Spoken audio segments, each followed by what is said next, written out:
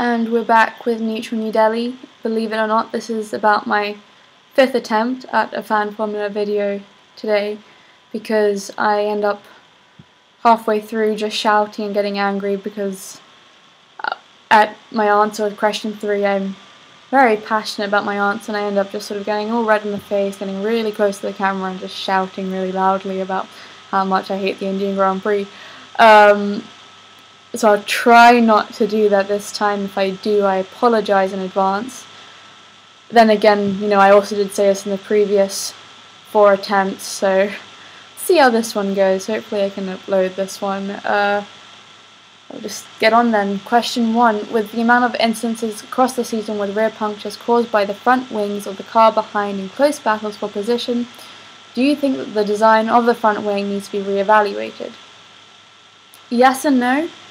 It's almost good that there's sort of a punishment and for getting a bit overly aggressive on overtakes, going a bit too close to the driver in front or behind. And it's sort of, I guess it's almost a good thing that they do get sort of a punishment, and it means that they're less likely to do that again.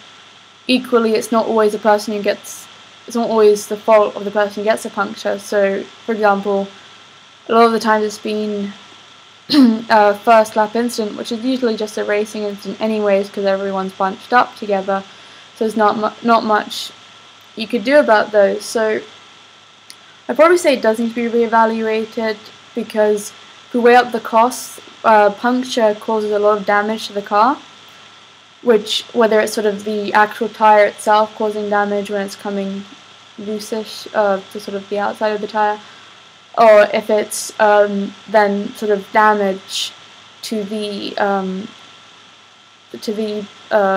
underneath the car,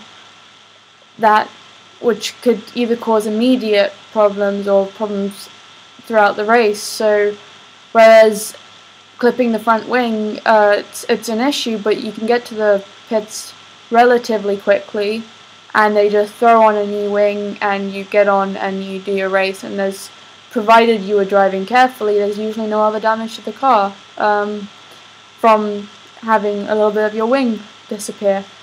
So I think it would probably be better to have a more delicate wing than to have constant punctures. Equally, is it the wing's fault? Maybe it's these oh-so brilliant Pirellis causing so much excitement this year. Maybe they're the ones to blame. But that's probably less likely. Question 2. Which moment most impressed you across the F1 weekend in India?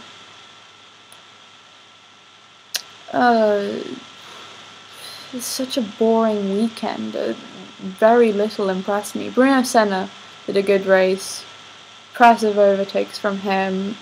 General pace was, sadly the Williams wasn't too fast, but he did a good job. But I would probably say the most impressive moment was, and definitely the most interesting of the weekend, was Mark Webber walking out of the press conference at the end on Sunday. Got to have some guts to do that.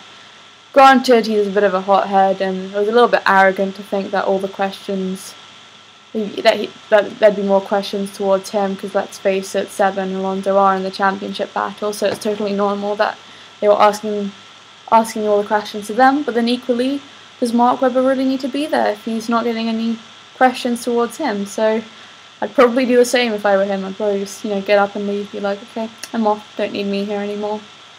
So I guess, yeah, that was a pretty interesting moment of the weekend. Question 3. What is your overall opinion on the race? Were you disappointed with the race in comparison to the inaugural Indian Grand Prix last year? If you were disappointed, what disappointed you the most? The whole bloody weekend disappointed me. It was so boring. Everything from free practice to the race, it was just, usually qualifying, I love qualifying days. I find them sometimes more interesting than race sometimes. But even that was boring. Just the whole thing was so dull. Last year it was relatively interesting. Relatively, I say that. It wasn't as interesting as some people make it out to be. Massa versus Hamilton. That was interesting. Definitely, that was a not so great but equally fun part of the season. This year was more boring, definitely. A couple of decent overtakes, some nice ones from Alonso. Good job from Massa with, fuel and fighting off Raikkonen. I wish we got to see more of their battle, actually, but we didn't. The whole race was horrifically boring, though. In reality, it was. What disappointed me the most, definitely, though, was the fact that no one was there. I am so sick and tired of being in countries where Formula 1 clearly isn't wanted. Maybe it's wanted by a few people, maybe it's wanted by a couple drivers and teams, but you know what? If no one's in those grandstands, I think that says it pretty clearly. It shouldn't be there. Look at races look at Suzuka, look at Silverstone, look at Monaco. Everyone is there. They're full, they sell out almost immediately. And that's what we want in Formula 1, not half-empty grandstands and having to pay Bollywood actors and actresses and famous cricket players to go to the race in order to get people actually interested in going to Formula 1.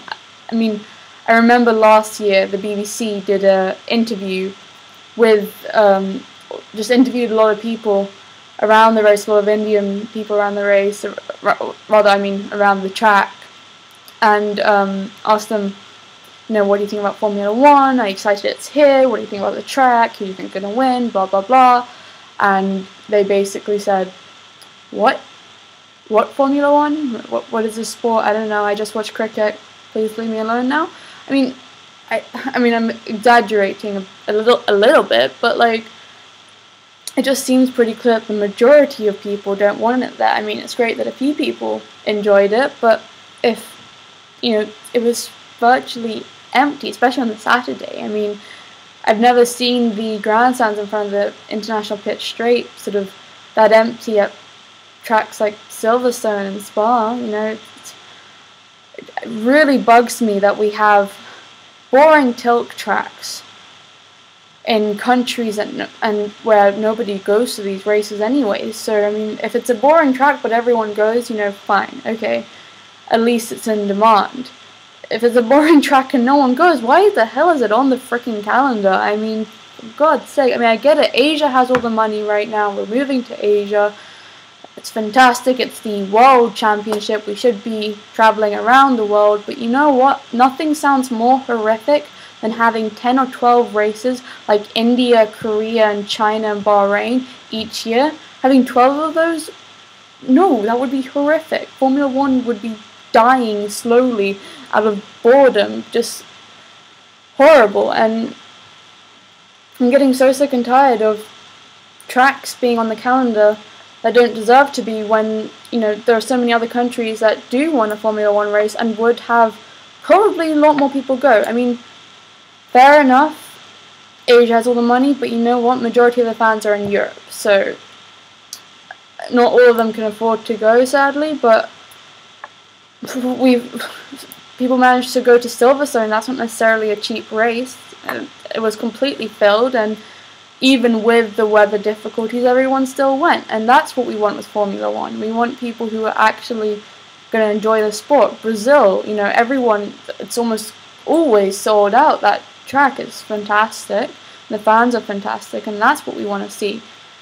Not what we saw this weekend, which, it just disappointed me completely. I can handle a tilt track if at least people are going, but it's just sad. I'd rather have less tracks on the calendar than to just have races that no one goes to. It's depressing to watch. So sorry about that little rant there. Bonus question. We heard the return of the Crazy Frog celebration from Seb and Rocky this weekend. If you had just won your first race in Formula 1, what would be your celebratory radio message? I'd leave the singing and the Crazy Frog song to Seb and Jensen. No Queen for me. I won't do any singing. I would like to think that the first thing I'd do is probably thank the team and the pit crew and the guys in the garage and the guys back in Milton Keynes or Brackley or wherever they are.